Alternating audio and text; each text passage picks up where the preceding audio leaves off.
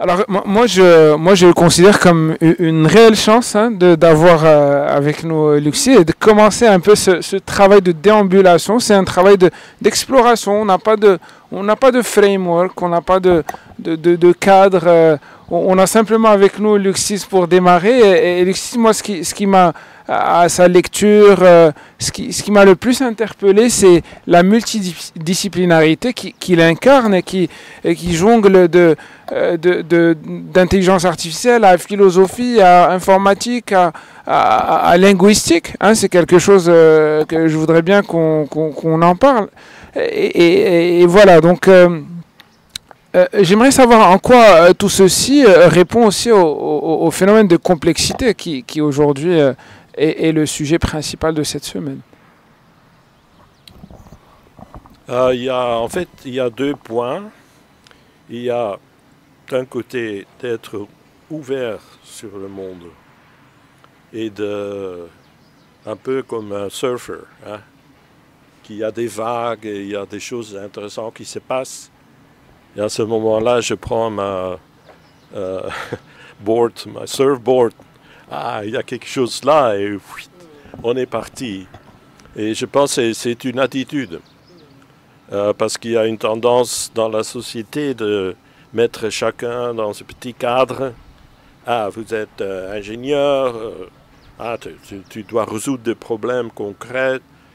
Et en fait, ça, c'est pas bien, parce que comme ça, il y a on n'a pas une vue du total, disons. Et c'est pas comme ça que l'innovation et la dynamique du monde n'est pas comme ça du tout, parce que tout se mélange. Ça, c'est une chose. Deuxième chose, c'est la complexité comme domaine de réflexion. Et ça aussi, toujours m'intéresser. Et ça veut dire de comprendre comment les systèmes fonctionnent. Et il y a des mécanismes qu'on retrouve partout, en fait.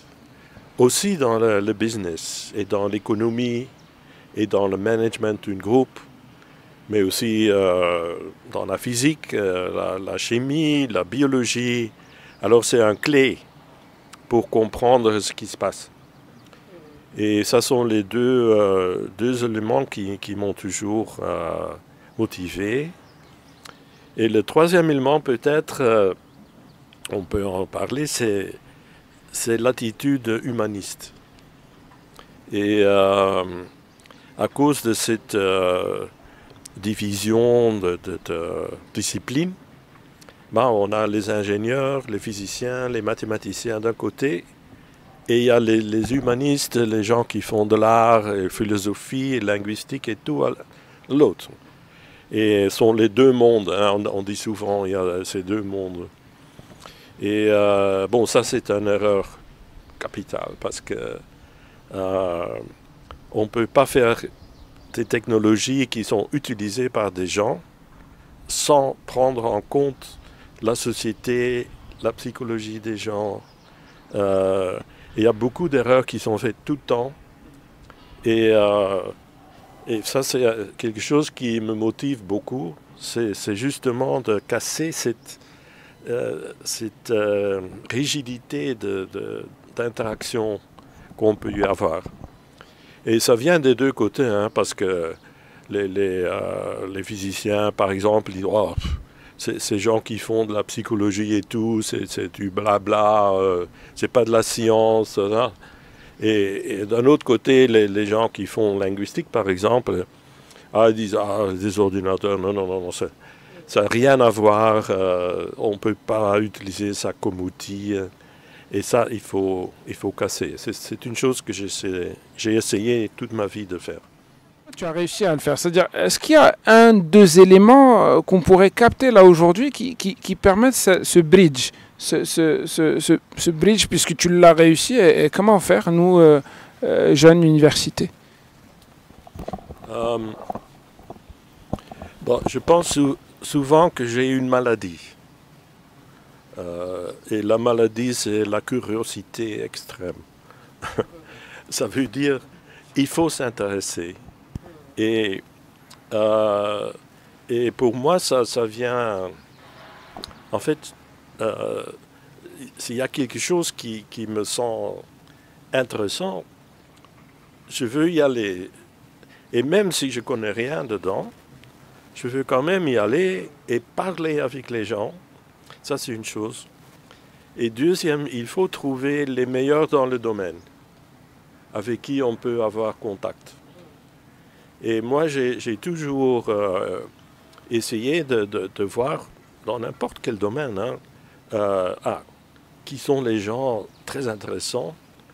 Et souvent, on peut envoyer un email, on peut y aller, il y a une conférence, on peut le voir après la conférence. Il ne faut pas hésiter à rapprocher les gens. Et aussi les gens qui sont actifs et tout, mon expérience, c'est même s'ils ont un prix Nobel ou n'importe quoi, mon expérience, c'est quand ils pensent qu'ils peuvent avoir une discussion intéressante, ils le font. Donc finalement, c'est beaucoup dans la simplicité. C'est-à-dire que ce qu'on pense être une mission un peu compliquée, de bridger, de linker des disciplines, de ce que vous dites là, on a l'impression que les ingrédients sont simples. Curiosité. Oui, effectivement, c'est la curiosité et il faut oser. Même si on va faire des erreurs dans tous les sens, hein, ça c'est l'apprentissage. Ça veut dire qu'on ose faire des fautes. Et bon, après, il y a des gens qui disent « Ah, qu'est-ce qu'il fait moi, maintenant, il fait ça, il fait ça. » Et non, il faut oser et aller plus loin. Et après, il y a des erreurs, mais on refait et on devient mieux. On connaît des gens qui sont encore meilleurs, hein, qu'on peut apprendre. Et moi, c'est toujours comme ça que j'ai fait, même avec des projets qui sont absolument absurdes. Vous pouvez donner des exemples? Moi, personnellement, je suis curieuse de... Ah oui, des exemples ok, des exemples. Bon, moi, je m'intéresse... j'ai toujours été intéressé dans l'art. Et surtout le théâtre, la musique, mais aussi les arts visuels et tout ça. Pourquoi? Parce qu'il y a des gens intéressants dedans, qui ont des idées, qui sont créatifs. Et c'est intéressant de comprendre comment eux, ils sont créatifs, pour devenir créatifs soi-même. Mais moi, j'essaie de ne pas juste parler avec eux, mais de faire quelque chose avec eux. Et alors c'est comme ça que j'ai fait des projets de théâtre, par exemple, pour le Festival d'Avignon. Et c'est le metteur en scène qui m'a contacté. C'est aussi lui qui est intéressé. Hein? C'est comme ça que ça se passe. Et voilà, j'ai fait dans un projet de théâtre, ça a pris à peu près 3 à 5 mois, avec tous les rehearsals et tout ça. Et un jour, avec un ami qui est, en fait, il est neuropsychiatre à Barcelone. On était à Berlin en train de...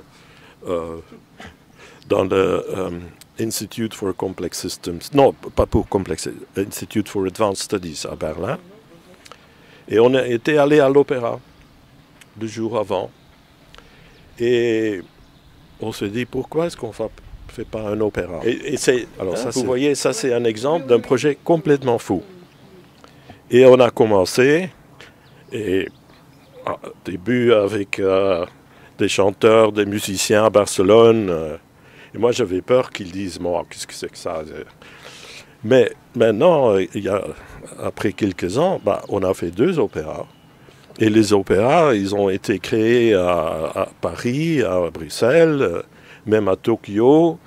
Vous voyez, il y a des performances et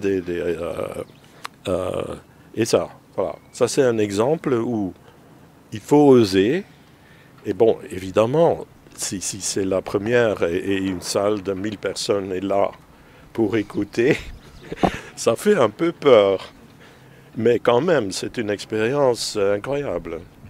Bon, ça c'est peut-être un cas extrême, mais c'est aussi la même chose pour créer une entreprise.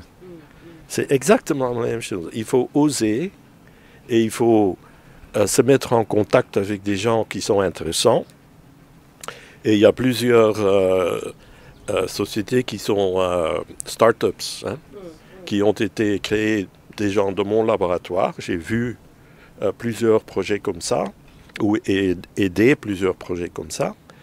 Et c'est toujours un peu la même chose. Il faut oser. Après, il faut mettre une énergie énorme. Mais ça, c'est la passion qui te donne l'énergie. Hein. Il faut ça aussi, mais c'est pas une question entre 9 heures et 5 heures. Hein. Il faut vraiment vivre cette passion à ce moment-là. Et la part de l'intuition là-dedans, parce que quand vous racontez là le projet de l'opéra, d'un point de vue logique, rationnel, c'est fou. Il y a certes la curiosité, il y a certes le fait d'oser, mais est-ce qu'il y a quelque chose d'autre, un ingrédient? Je ne sais pas, je dis intuition, mais c'est peut-être autre chose. Mais oui, ce profil, on a l'impression. On sait qu'il y a... Oui, oui. Non, il faut aussi l'imagination, disons. Il faut dire, ça serait formidable si... Hein, quelque chose. Ça peut être une entreprise ou même un papier pour une conférence. Si je peux faire ça, ça va donner quelque chose. Et bon, à la fin, peut-être il n'y a personne qui vient écouter ou ton papier est rejeté à la conférence, mais c'est pas grave. Hein, tu l'as fait. Ça veut dire tu as eu le processus avec enthousiasme, tu as créé quelque chose. Et bon, souvent, dans mon cas, si c'est pas accepté ou il n'y a pas une réaction forte, c'est pas grave. Ou même les gens disent qu'est-ce que c'est que ça? Non, ça veut dire le plaisir est dans le chemin.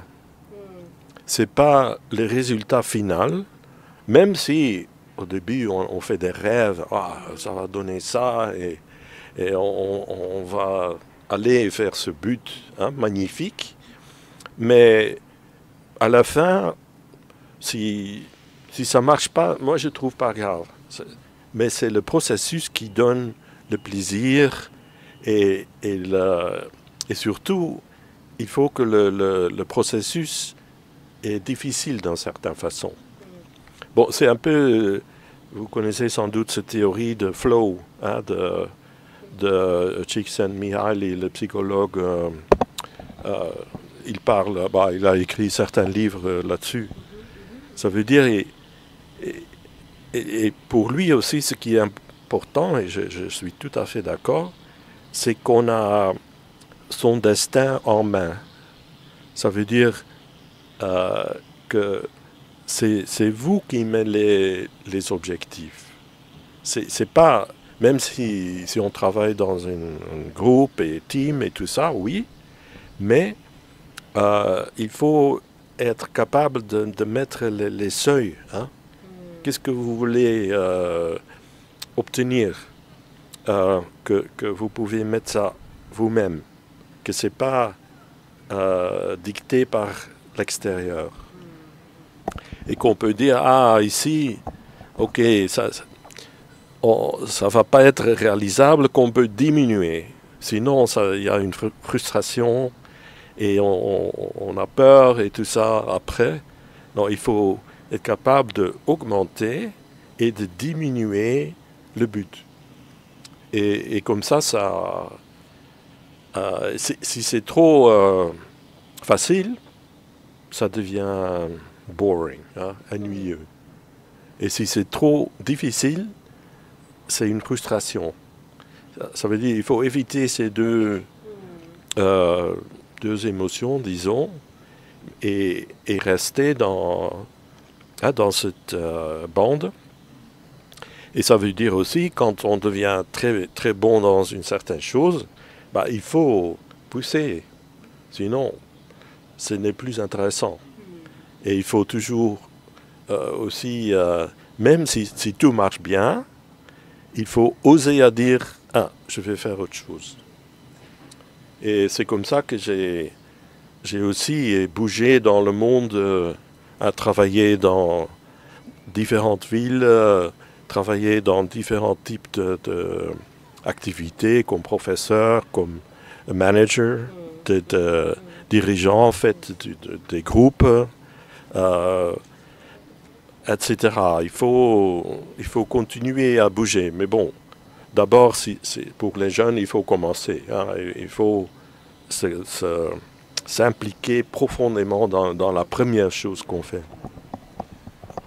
Alors, très intéressant parce que vous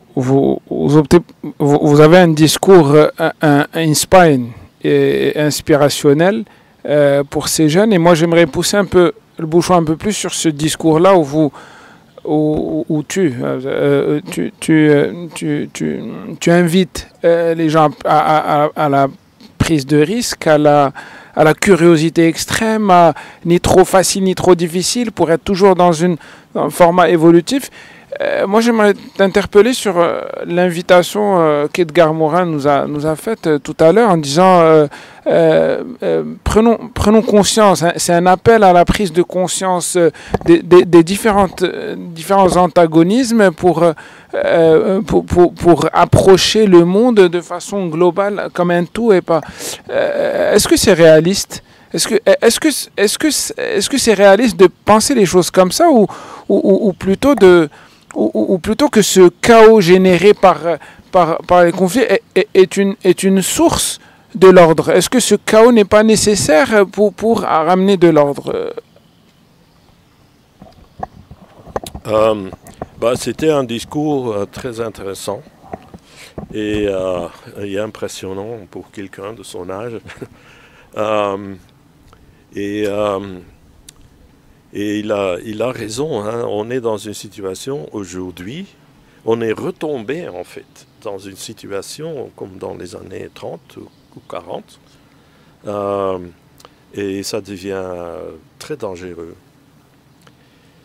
Mais la seule solution est effectivement prise de conscience et aussi le changement d'attitude, parce que je pense après la guerre, la Deuxième Guerre mondiale, dans les années, disons, fin 40, 50, etc., jusqu'aux des années 70 à peu près, peut-être plus, mais qui avait le sentiment, ah non, on ne veut plus de la guerre.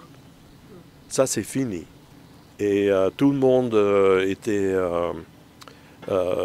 intéressé et s'implique.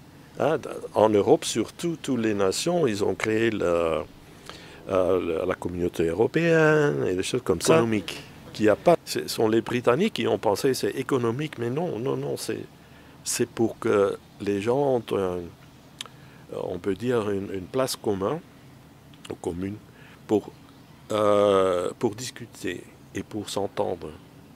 Et pour moi, la grande faute qu'on a fait avec la Russie, c'est culturel. Ça veut dire on n'a pas suffisamment eu des contacts avec eux. Il y en a, mais parce que la différence en termes de culture, dans la musique par exemple, c'est pas tellement différent.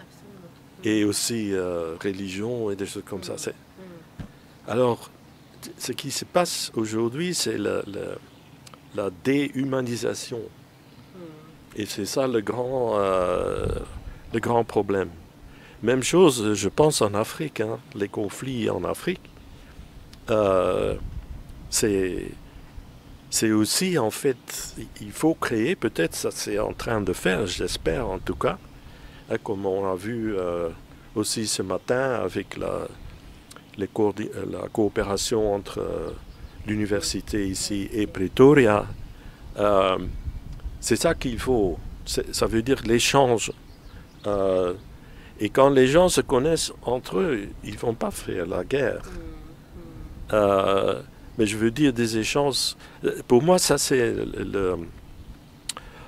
une des raisons principales pour avoir des arts, la culture, littérature, philosophie, toutes ces choses-là, c'est pour communiquer sur un niveau pas nécessairement rationnel, mais aussi émotionnel, spirituel et tout ça, qu'on ne peut pas exprimer dans les mots en fait, mais qui a cette création de communauté. Et par exemple, dans un chœur, la musique, on chante dans un chœur, ça fait plus que changer des notes. C'est la création d'une communauté qui se fait. Et aussi, bon, on voit ça dans des villages aussi en Afrique, les chants, les danses, les costumes, les rites, tout ça. C'est ça qui fait que la communauté fonctionne. Bon, et d'utiliser ça sur une grande échelle est très difficile, mais quand même, c'est ça en fait. Mais, quelle est votre définition de cet appel collectif commun? Parce qu'on peut facilement tendance, ou là on peut penser que c'est plus une façon de dire solidarité, c'est assez bisounours, etc. Comment vous expliquerez ça? Il y a la notion de chaos est importante pour les systèmes complexes et ça a une définition technique en fait. Et c'est surtout que il y a des systèmes simples qui ont une tendance d'aller dans un état et ça reste. C'est stable. Et il y a des systèmes où ce n'est pas stable, mais il y a des rythmes qui sont prévisibles, c'est surtout ça. Et ce qui est spécial avec le chaos, c'est pas prévisible, on ne peut pas faire des prédictions, prévisibles dans le sens de on ne peut pas faire des prédictions et c'est très dynamique. Alors, maintenant la question de crise et moi je ne suis pas convaincu que la créativité vient du chaos, en fait. Je pense que la créativité, il vient qu'on est en train de résoudre un problème. Et les façons qu'on a ne marchent pas. Et à ce moment, on est poussé à trouver une autre solution. Et c'est plutôt comme problem solving, en fait. Et bon, d'où vient cette autre solution? Ça peut être l'imagination, ça peut apprendre de quelqu'un d'autre, ça peut être essayer quelque chose, et ça marche. Bouger les choses et ça marche, et des choses comme ça. Pour moi, la créativité est plus, disons, pas dirigée, mais... il faut qu'elle soit incarnée quelque part. Oui, c'est pas aléatoire, c'est pas random. C'est quelque chose qui est lié à résoudre des problèmes. Alors, dans un moment de crise, ça c'est le moment où les solutions qu'on a ne marchent plus. Les institutions ne marchent plus. Des techniques qu'on a, par exemple dans l'agriculture, il ne marche plus.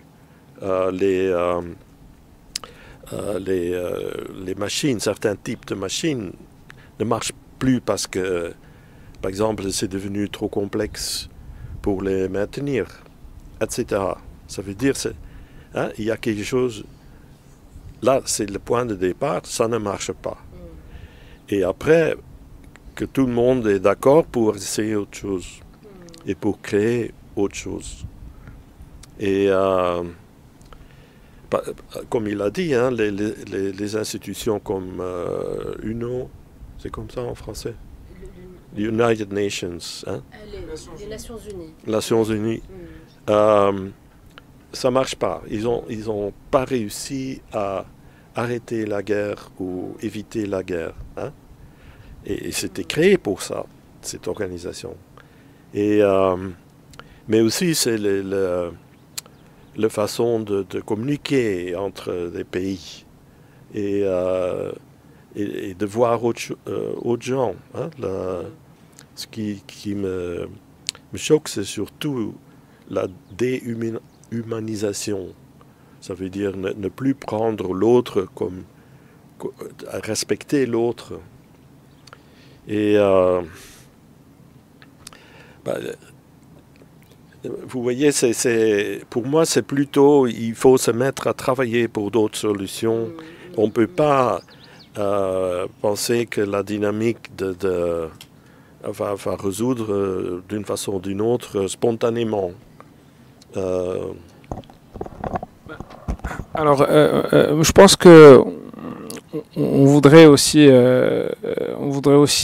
t'approcher sur des questions un peu plus techniques, et donc pour un objectif de vulgarisation, hein, de notions par exemple comme l'intelligence artificielle, qui aujourd'hui pour un néophyte, il se dit un peu tout et n'importe quoi. Beaucoup d'idées reçues, beaucoup de fantasmes à travers des œuvres cinématographiques aussi, sur cette intelligence artificielle qui tantôt on dirait qu'elle va absorber l'homme et le faire disparaître, et tantôt non, c'est l'outil majeur. Voilà, donc où est-ce qu'on se situe réellement aujourd'hui au niveau de l'intelligence artificielle? Okay. Ça, c'est aussi le sujet de mon discours demain. Alors moi, j'ai commencé avec l'intelligence artificielle dans les années 70. Ça veut dire j'ai vu beaucoup passer. Et il y a toujours des hypes. Hein?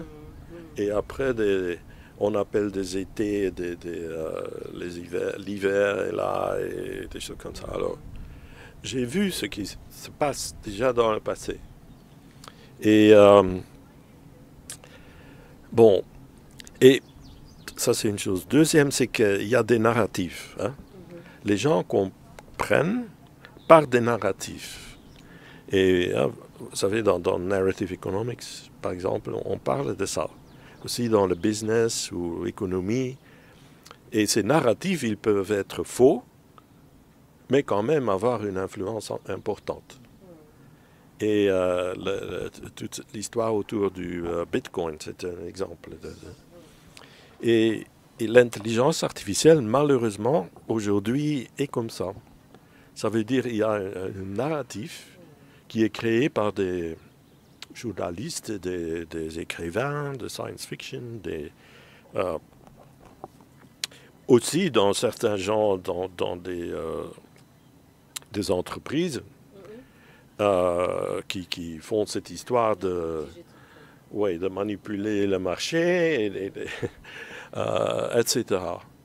Et moi, je dirais que ce qu'on voit, bon, où ça va se casser dans, je ne sais pas, dans 1 an, 2 ans, où ça va être introduit et dans des situations qu'on ne veut pas. Parce que l'intelligence artificielle est très très loin de l'intelligence humaine. Et c'est complètement faux de penser que on a presque la singularité de Kurzweil et tout ça. Ce matin, j'étais vraiment un peu choqué par Wolfram, hein, qui dit « On a découvert que le langage est plus simple que ça. Hein » Que le langage humain. Oui, le langage. Oui. Qu'on a pensé pour le langage, il faut du sens et il faut de grammaire et tout ça. Ah non, voilà, c'est statistique. Alors là, j'étais vraiment choqué. Ça, c'est typiquement une sorte de... C'est pas anti-humanisme, mais pour moi, c'est faux, c'est complètement faux. Ce système-là, hein, comme ChatGPT, comme Lambda ou BART, comme Galactica et tout ça, ils racontent des histoires. Hein. La plupart de ce qu'ils disent, c'est faux. C'est complètement faux. Et si on ne connaît pas la matière, on ne sait pas. Mais, et c'est vraiment, c'est technique. Le problème est technique en fait. On dit beaucoup, on va faire des règles contre le bias, le biais, on dit ça, des choses comme ça. Non, il ne faut pas faire des règles. C'est une technologie qui mal fonctionne. Et le problème, c'est quand on le met dans le monde, on voit des problèmes partout, hein, dans l'éducation par exemple. Il y a des problèmes en fait, dans tous les industries créatives, la musique, le journalisme, etc. Parce qu'on prend matériel, hein, par exemple dans la musique, et on manipule un peu, voilà, boum, il y a un morceau. Mais l'auteur qui a fait ce petit morceau, il reste anonyme. Il y a des problèmes de copyright dans tous les sens.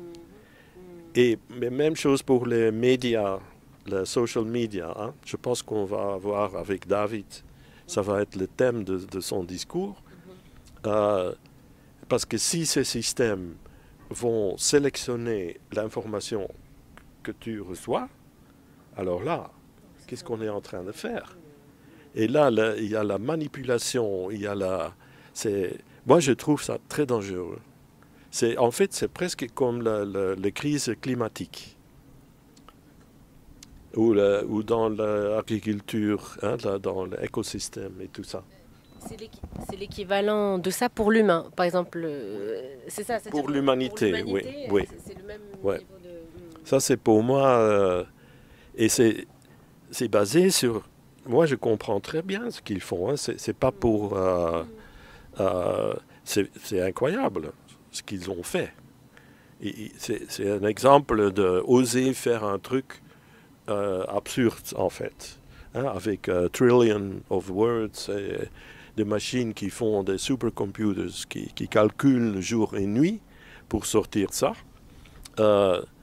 Mais en fait, moi, je vois un grand danger. Et déjà, il y a déjà des contre-réactions. Hein. Je vais donner les exemples, mais le système Galactica de Facebook, hein, de Meta, après 3 jours, ils ont dû arrêter. C'était très récent, hein, dans la semaine passée. Google avec BART, ils ont lancé. Il y a des erreurs dans l'output du système parce que ce système-là, il n'a aucune connaissance, aucune vraie connaissance. C'est jouer avec les mots. Mais Google, ils ont perdu 120 milliards de dollars dans la valeur de leur stock, hein, le jour après. Alors, je veux dire, qu'est-ce qui se passe? Ça veut dire qu'il y a des anti-réactions, il y a des legal lawsuits qui sont faits, par exemple, par Getty Images, à attaquer les Stability AI, qui est une entreprise qui fait des systèmes comme DALL-E, par exemple. Hein, on donne un texte et ça fait une image. Incroyable. Mais basé sur l'œuvre des autres. Exactement. Et on voit la réaction, mais les gens sont... Il y a cette chose que j'appelle fictional AI. Ça veut dire, on pense que l'IA fait ça, que ça comprend, etc., que ça peut apprendre, mais en fait, non. Il y a des choses qu'on peut faire, hein, des choses incroyables, mais il faut bien être conscient que, et je parle comme humaniste, hein, si on prend la position humaniste sur les choses-là, on va dire, arrêtez ce genre de truc-là. C'est... toi, Luc, contrairement à ces super machines calculatrices, etc., tu as construit des machines simples. Oui, mais aussi des machines complexes. En fait. Oui, ce que je veux dire par simple pour mettre en avant quelque chose de complexe. Voilà, c'est-à-dire que... Oui, oui, absolument. C'est-à-dire que tu as en quelque sorte cette propension à rendre simple le complexe. Et peut-être que là, tu es en train de nous donner une réponse. Oui, ça c'est une question très intéressante en termes de méthodologie. Hein, parce que ChatGPT, OpenAI et tous ces Google, etc., ils disent, ah, on fait tout le langage, tout ce qui a été écrit. Des trillions de mots. C'est inimaginable. Et moi, dans mes expériences, je dis par exemple, c'est une simplification, je dis par exemple les couleurs. Hein? On va essayer de comprendre couleurs, ce que c'est. Et comment des distinctions, l'origine des distinctions, et les mots, et comment on peut se mettre d'accord, etc., etc. Et le rôle des couleurs, la fonction sur plusieurs niveaux. Alors, les couleurs, c'est déjà d'un côté très complexe. Hein, c'est complexe dans un autre sens. C'est pas, on va, tout le langage, non, couleur. Et peut-être après, on fait espace, hein, gauche, droite. Et là, on découvre, par exemple, qu'il y a des grandes différences entre cultures, comment ils ont conceptualisé l'espace. Avec ce système de OpenAI et tout est mis dans le même pot, et c'est comme tout le monde pense la même chose, et qu'il n'y a pas de différence, et que tout qui a été écrit est vrai. Non, là, et c'est ça un peu qu'on doit... Dans la biologie, on a fait la même chose. Hein. Là, et je pense que Steen ou Stuart Kaufman va parler de ça. C'est de dire, voilà, on va essayer de construire le minimum cell, le plus simple vivant qu'on peut imaginer. Et hein, on va essayer ça. Et ce n'est toujours pas réalisé, en fait. Il y a des éléments, mais il y a des gens qui travaillent sur le border. Oui, d'une cellule, hein, par exemple. Comment ça, oui, comment ça se forme, etc. Et on comprend maintenant. Mais par exemple, l'origine de DNA, l'origine de la reproduction, tout ça. Et c'est ça, en fait, que les gens comme Stuart Kaufman et Steen Rasmussen, ils le font, et c'est aussi comme ça que je travaille, c'est de couper d'une autre façon. Pas couper dans le, on dit breadth, hein, mais depth. Spontanément, du coup, je me dis, qu'est-ce qui fait notre humanité alors? Parce que donc, depuis tout à l'heure, on essaie de défricher ça. Enfin, il y a du bon, il y a du pas bon. On voit qu'il y a des choses pas bonnes qui nous éloignent de cette humanité. Finalement, voilà, qu'est-ce qui fait? Ouais. Ah, ça c'est une autre bonne question. Hein. Mais je vais aussi en parler demain. Mais l'idée, c'est que il faut penser en termes de... j'ai jamais discuté de ça en français, en fait. Des ways of being. Hein? Des formes d'être, on peut dire. Ways of being. Hein? Je ne sais pas si c'est une bonne traduction. Ça veut dire qu'il y a le monde physique, il y a le monde vivant, et après, qu'est-ce qui se passe après?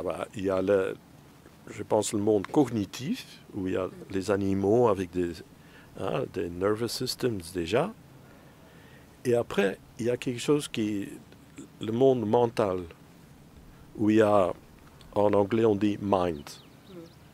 Je ne sais pas bien comment traduire esprit, oui. Mais ça veut dire c'est une couche. Et après, il y a une autre couche qu'on peut dire de consciousness, de awareness. Et bon, il y a des gens qui disent oui, mais après il y a encore plus. Il y a le soul, il y a le spirituel. Je pense que Stuart Kaufman va parler de ça. Et il faut bien distinguer ces couches. Et à chaque niveau, c'est un système en soi. Ça veut dire avec des mécanismes pour être, en fait. Ce sont des moyens, des mécanismes différents pour exister. Et là, je pense la faute de l'IA, par exemple, c'est de mélanger tout ça et de ne pas comprendre que le système mental, par exemple, ce sont d'autres types d'apprentissage. Bon, je dirais déjà, ce qui est caractéristique pour cette couche mentale, c'est l'utilisation des symboles. Et d'abord extérieurs, comme langue et des dessins ou des choses comme ça, des signes, mais après à l'intérieur. Et la construction des mondes possibles, hein, pas le monde qui existe, mais on peut imaginer d'autres mondes, parce qu'on a des façons de le représenter. Et aussi, en termes d'apprentissage, c'est pas l'apprentissage qu'on a maintenant dans les systèmes IA comme ChatGPT, qui sont en fait behavioristes. C'est reinforcement learning, Hebbian learning, associative learning, etc. Et c'est en fait la ligne behavioriste qui est dominante dans tout ça. Et alors il faut d'autres formes d'apprentissage, et là on arrive à Piaget en fait, et le constructiviste. Ça veut dire on crée des mondes, on crée des solutions, et après on va regarder, ah oui, est-ce que c'est comme ça? Oui, oui. C'est pas empiriste, hein. Beaucoup de données, on essaie de trouver les patterns, inductive learning, qu'on fait aussi, hein. Mais il y a cette créativité, disons, pour imaginer des solutions et pour les imposer à la réalité. Un exemple, ce sont les couleurs, hein, ou l'espace. Il y a des cultures où ils ne parlent pas en termes de gauche et droite, par exemple. Où ils parlent en termes de montagne et rivière, parce que leur monde, il y a une montagne, et ils disent, ah, le couteau est à côté au côté montagne. Ah, voilà. Parce que tout le monde sait où la montagne se trouve. Mais, et c'est ça, aussi, par exemple, des narratives, la construction des narratives, tout ça. Et je pense que c'est aussi dans la psychologie le conflit entre le behaviorisme et le cognitivisme. Mais bon, cognitivisme, aujourd'hui, quand on dit cognitive science, c'est du behaviorisme. Et on est retombé. C'est pour ça, oui, c'est pour ça que j'insiste. Mind, mental phenomena, mental agents, des choses comme ça. Et dans l'histoire de l'IA, il y avait une époque, surtout, disons, années 60-70, entre autres par l'influence de Seymour Papert, qui a travaillé avec Piaget à Genève et est venu co-directeur du laboratoire de MIT à cette époque-là. Et il y avait un lien direct entre l'école Piaget, disons, et ce qui se passait à MIT. Mais aussi à Stanford, avec John McCarthy et tout ça, c'était autour de raisonnement, et le langage, c'était vraiment comprendre le langage, pas statistique, mais la grammaire dans toute cette richesse. Et bon, ça existe toujours, hein, ce courant dans l'IA, mais pour le moment, il y a un tellement vague de behaviorisme, on peut dire, que c'est difficile à aller contre. Et aussi dans les applications, hein, les applications sont faites, c'est sans regard pour disons, l'humain hein, dans cette... comme quelqu'un qui a un esprit, un mind, mais aussi l'awareness, à ce niveau de conscience. Et peut-être vous avez eu l'histoire d'un ingénieur de Google, Lemoine, vous connaissez ça? C'était il y a 2 mois à peu près.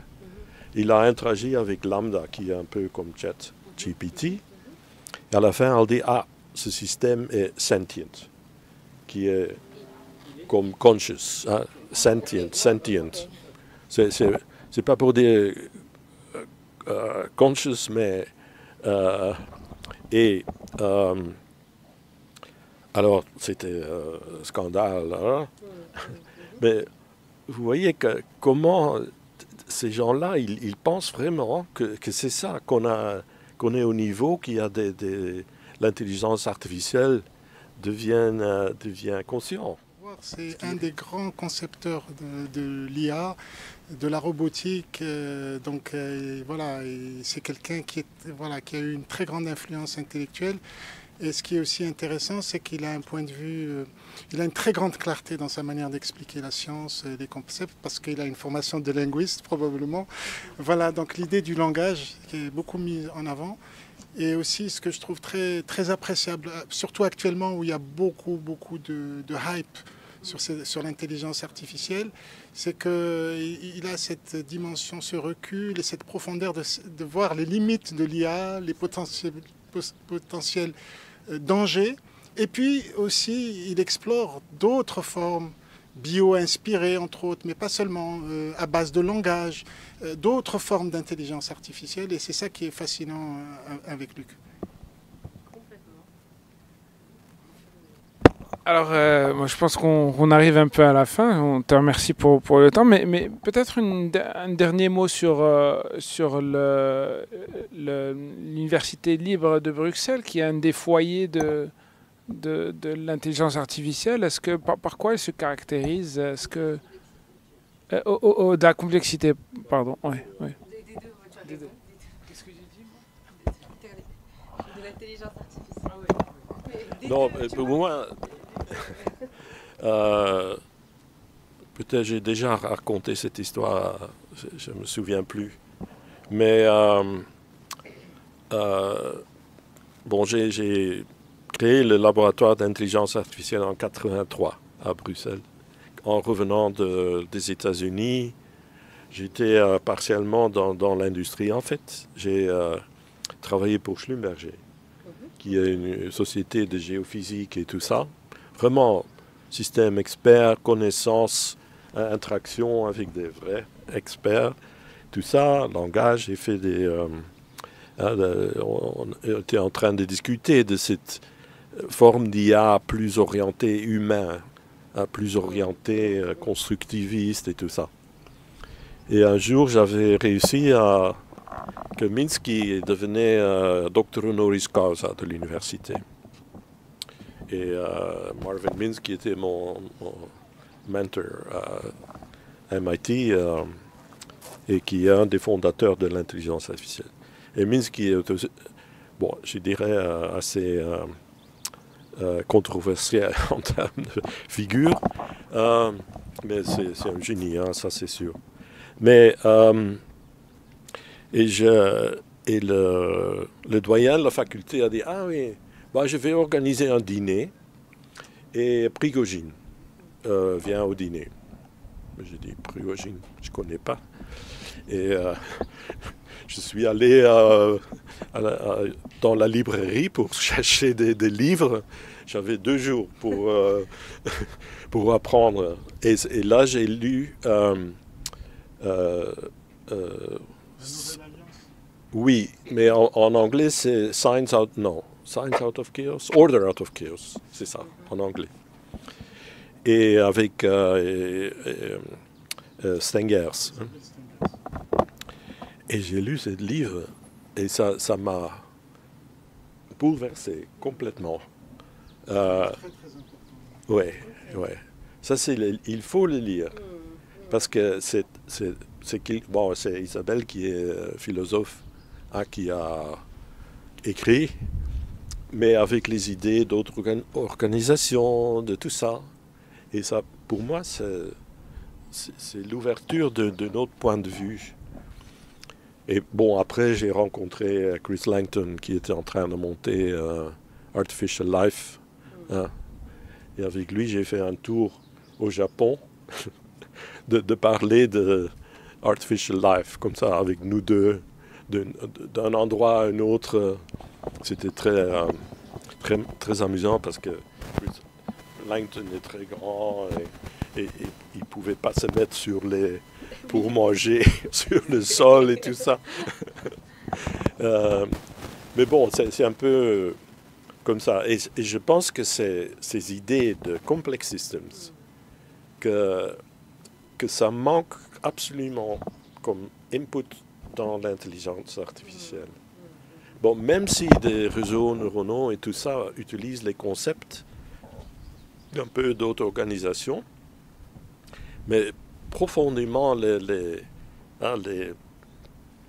mécanismes de la construction de l'existence, hein, qu'on vient de parler, des différents niveaux et tout ça. Et les choses que Stuart Kauffman a fait et beaucoup d'autres. Et pour prendre recul, en fait, et de comprendre qu'il y a une complexité et qu'il faut respecter, surtout. Là, on ne peut pas jeter ça dans une société sans faire des dégâts. Et moi, c'est ça que j'essaie d'expliquer pour le moment. Bon, mes collègues, ils disent souvent, mais il ne faut pas casser la fête. Maintenant, on a des fonds, hein. Il y a des milliards qui tombent sur l'intelligence artificielle. Et là, tu es en train de détruire nos jeux. Hein. Mais je pense, j'y crois vraiment.